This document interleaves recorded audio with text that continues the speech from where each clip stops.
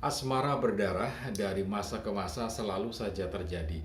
Dan yang menarik lagi biasanya terkait dengan lingkar kekuasaan. Dalam video yang lalu, di video ini saya sempat menyampaikan tentang bagaimana asmara itu mengharu biru bahkan berdarah-darah yang dialami oleh Dia Wiyat. Satu di antara putri Raden Wijaya, pendiri kerajaan Majapahit. Nah, kalau kita track record terhadap silsilah Wangsa Rajasa, jadi Wangsa Rajasa itu wangsa yang didirikan oleh Ken Arok, mulai dari kerajaan Singasari sampai akhir Majapahit itu menggunakan Wangsa Rajasa. Nah, di situ banyak sekali terjadi asmara berdarah gitu ya.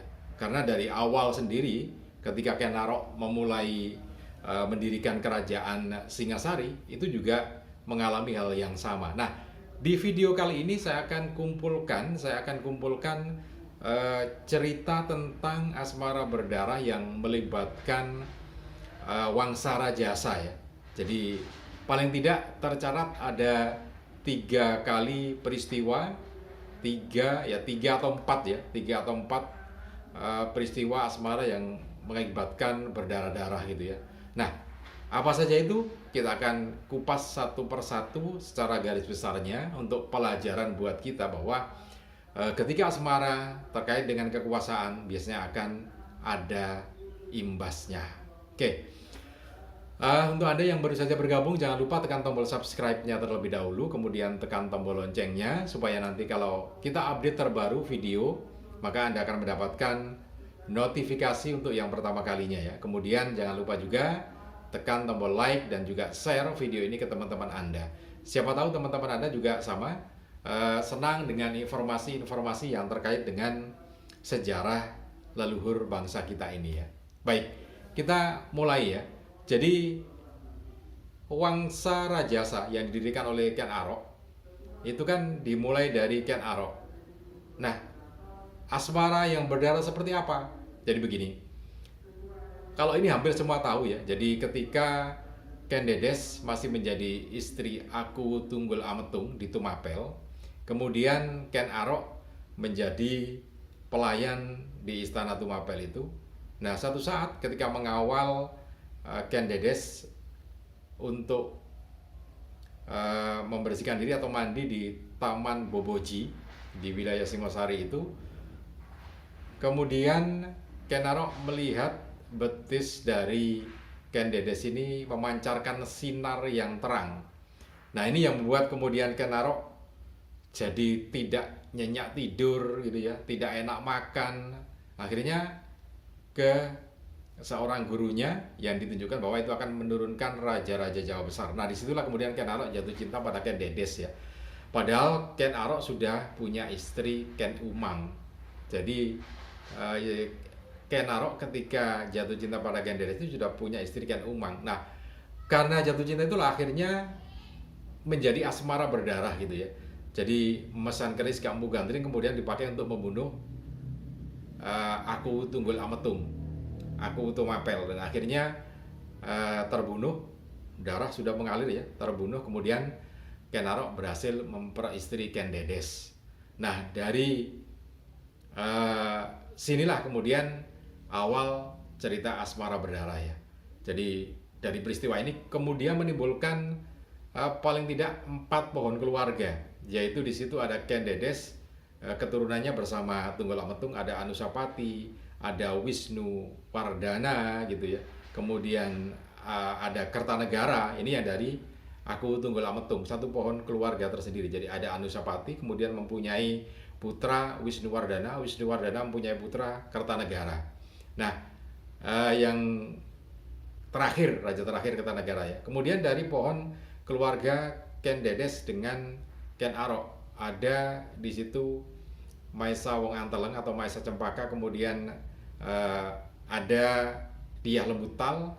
Kemudian dari Dyah Lembutal ini muncul ini Raden Wijaya, pendiri kerajaan Majapahit kan begitu. Kemudian dari Ken Arok dengan Ken Umang punya Tojaya dan akhirnya hilang gitu ya. Tapi tinggal 3 pohon keluarga ini yang terus sampai ke Majapahit. Nah, dari ini apa, dari masanya Wisnuwardana tidak ada masalah di situ, kemudian masanya Kertanegara, nah ini yang kemudian Anusapati ya, nggak ada masalah, kemudian eh, Wisnuwardana juga nggak ada masalah terkait dengan asmara, kemudian dari Kertanegara juga nggak ada masalah gitu ya. Kemudian yang berikutnya ini adalah ketika putri dari Kertanegara, ada 4 orang ini, yang satu diberi istri oleh Raden Wijaya, pendiri kerajaan Majapahit, kemudian yang satu diberi istri oleh Ardaraja, putra dari Jayakatwang yang menggulingkan Singasari. Jadi Ardaraja itu punya istri satu di antara putri Kertanegara, dan akhirnya mereka juga harus berpisah karena kekuasaan gitu ya. Dan akhirnya keempat-empatnya jadi istri Raden Wijaya. Nah, sampai di situ tidak ada peristiwa berdarah yang terkait dengan asmara sebetulnya. Nah, kemudian di bawahnya Raden Wijaya juga nggak ada masalah karena keempat-empatnya diperistri oleh Raden Wijaya. Kemudian yang di bawahnya itu ada Diawiyat. Nah, Diawiyat ini yang seperti dalam video saya yang terdahulu bisa dilacak di channel saya ini ya. Jadi Diawiyat ini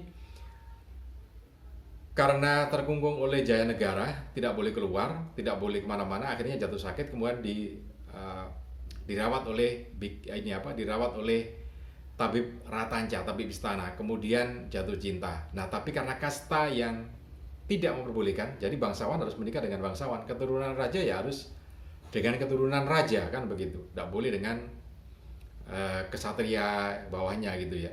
Jadi harus sama. Apalagi Ratanca ini kan orang biasa yang kemudian berjasa pada pendirian kerajaan Majapahit, akhirnya dijadikan anggota Dharma Putra, ada 7 orang, termasuk diantaranya Ratanca. Tentu saja tidak boleh menikah dengan Diawiyat. Akhirnya peristiwa berdarah, karena jengkel, dendam sama Jaya Negara, akhirnya terjadilah peristiwa berdarah. Ratanca meninggal dunia, kemudian Jaya Negara juga meninggal dunia, tragis kan begitu.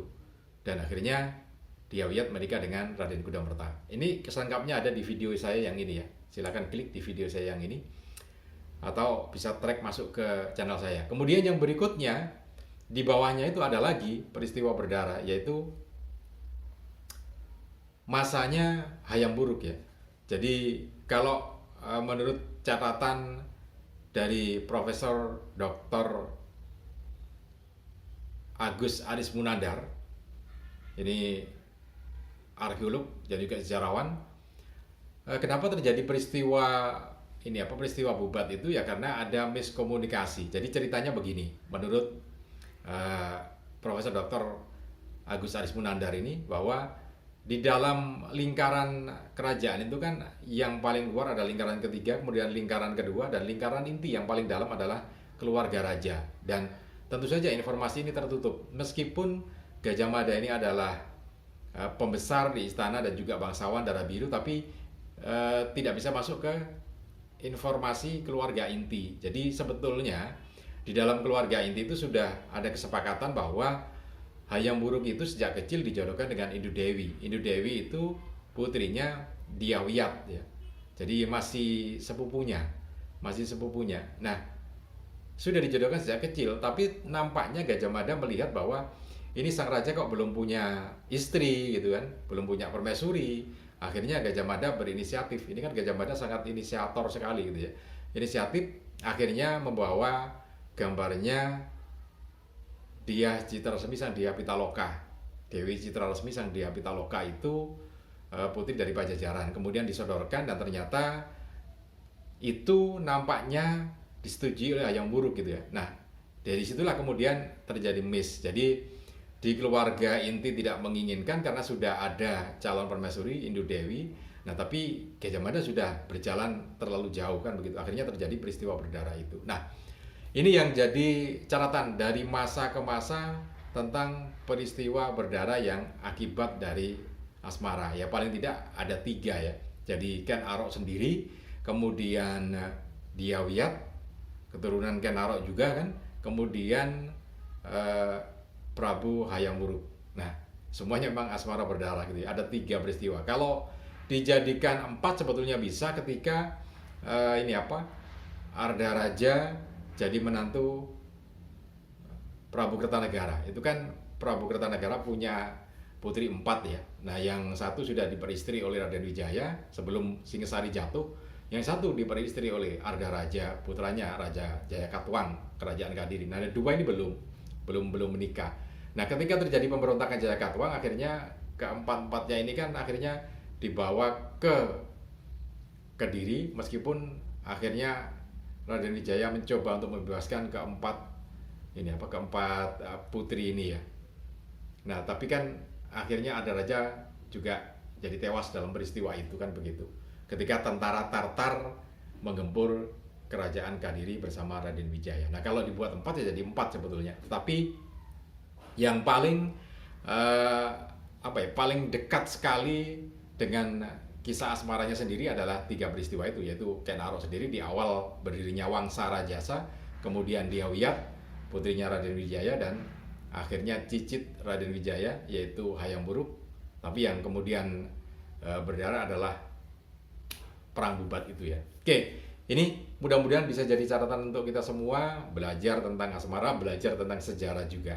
Salam dan sukses selalu.